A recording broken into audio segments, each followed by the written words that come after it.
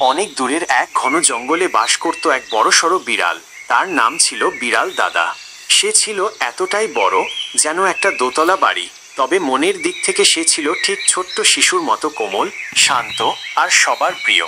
তার গায়ে ছিল ধবধবে সাদা আর ধূসর রঙের লোম, আর সবসময় সে পরত এক রং বেরঙের কম্বল, যেন সবাই তার পাশে এসে বসতে পারে। বিড়াল দাদা ছিল জঙ্গলের গল্প বলা বুড়ো। সে জানত কিভাবে পাখিদের ঘুম পাড়াতে হয়, আর খরগোশদের সাথে লুকোচুরি খেলতেও ওস্তাদ ছিল। একদিন সেই জঙ্গলে এলো এক ছোট্ট হাতি। নাম তার টুনটুনি। টুনটুনি ছিল দুষ্টু আর চঞ্চল, কিন্তু নতুন জায়গায় এসে একটু ভয় পাচ্ছিল।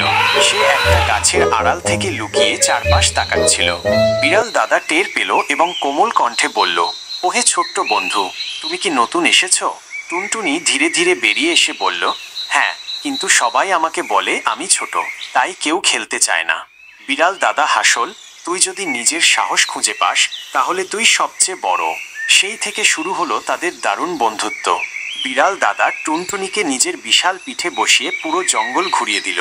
তারা একসাথে গাছ লাগাল, নদীতে ছিপ ফেলে মাছ ধরল, আর জঙ্গলবাসীদের শেখাল বন্ধুত্বে বড় ছোট নয়, বড় হয় মনের গভীরতা।